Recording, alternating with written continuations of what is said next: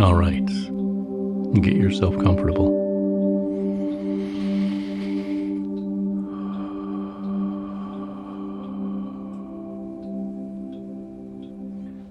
Until now, the new Earth has been experienced through the eyes of an adult, and for good reason.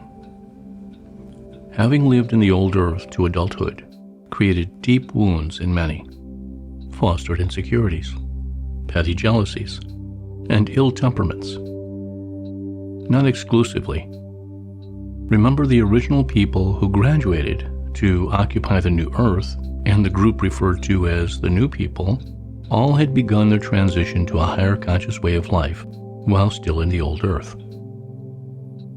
In essence, you could say their transition to the new Earth was their reward, given to them by their very own soul, who planned for each to bridge this gap in their current lifetime, and to be able to carry forward personal experiences of the old Earth, while also facilitating a new oral tradition, one that didn't dwell on the injustices and atrocities inflicted upon humans by other humans, so often told in the old Earth through the eyes of victimhood.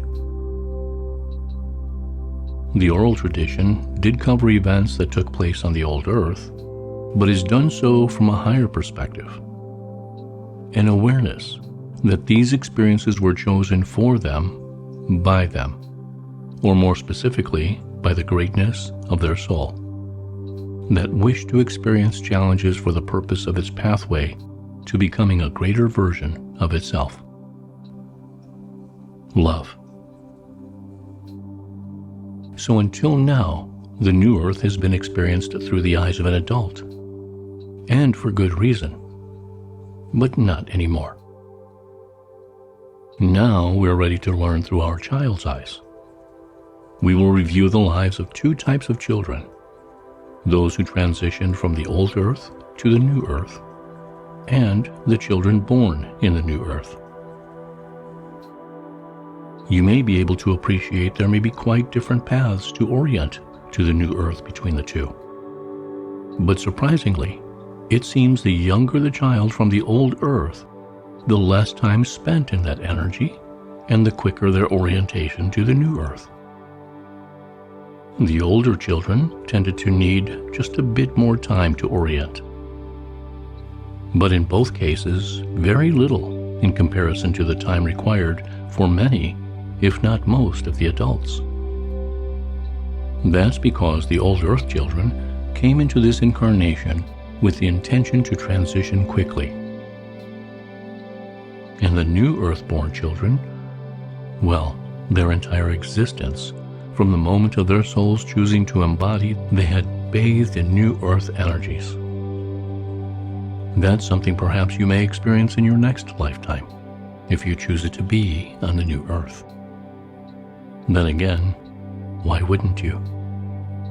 How marvelous would it be, being a physical human life bathed in light from the moment of your conception until your own passing, once again, into light after another lifetime, except this time around on an Earth that supports every facet of what humanity was meant to be from the beginning.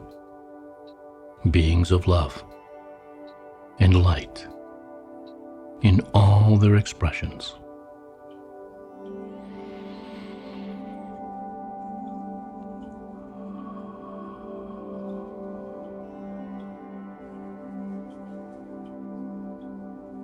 For the time being, they were completely content to enjoy life's natural gifts. And did you know love has higher and lower frequencies of expression? Of course you did, because you are love, in the old Earth too. You are love. And as love, you have experienced deep sadness, anger, grief, guilt, shame, all lower vibrational expressions of love. Yes, that's right. Love. But how can that be? Simple. No matter what you may think, you are love. So all your emotions up and down the vibrational spectrum from fear to joy are love. You see, love cannot be anything else but love. And now, back to the children. There was a time on the old earth when children played outside much of the day, particularly on their summer breaks. Up early, a breakfast, and out the door, eager to play. And for them, play also included adventure. At times it was games with friends.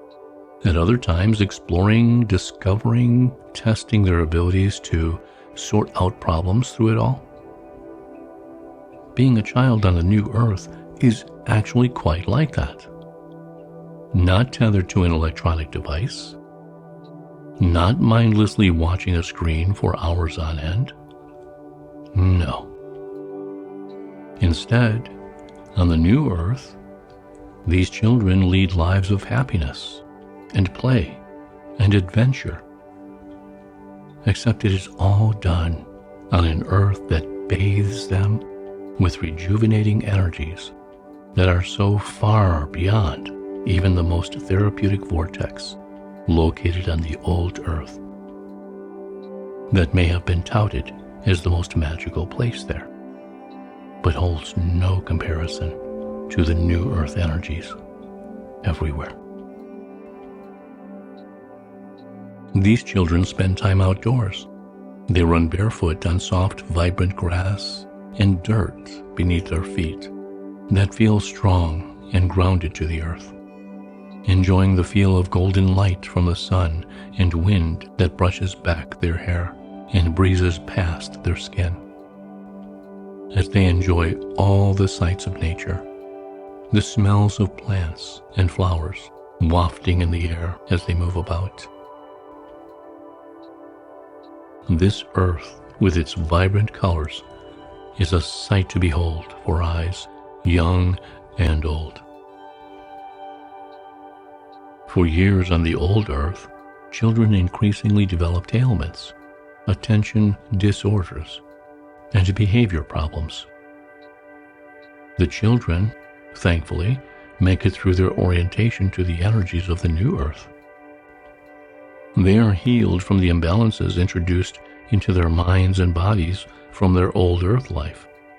And as they orient themselves in the new earth, they become self-aware and realize their own soul arranged for these challenges, so they could experience the stark contrast of being cast as a person with a disorder to understanding and experience true health through and through on the new earth, with compassion for those of the old earth who have yet to arrive.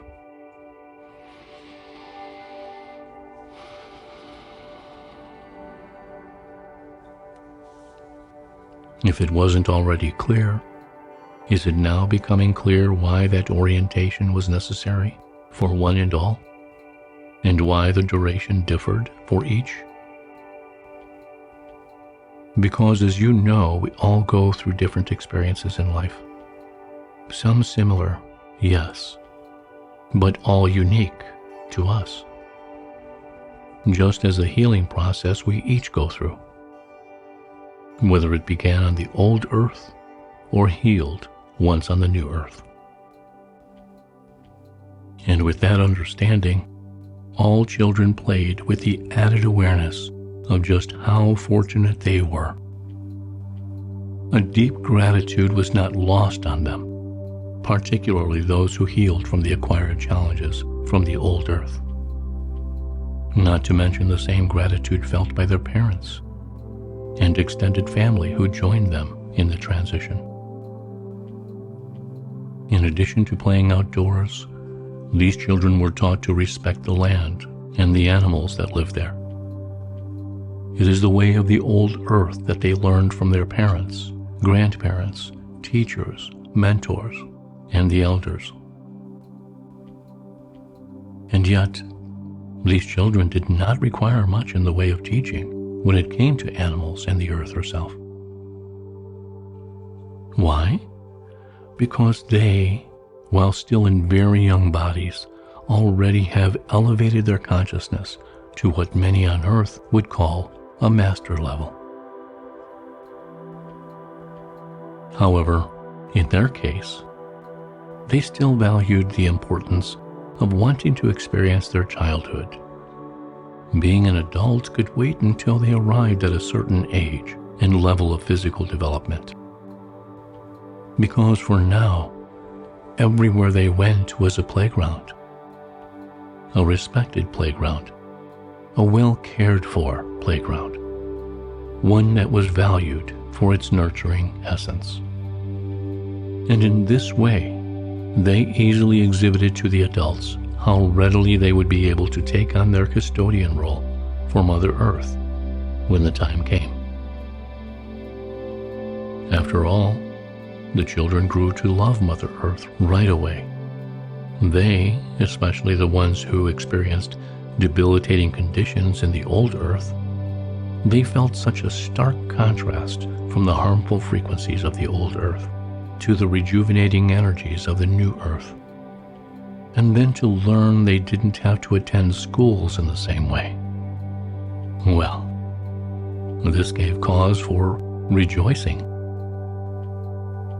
Even the ones who hadn't attended school were caught up in the jubilation. Somehow they intuited the restrictive measures applied in the schools of the old Earth.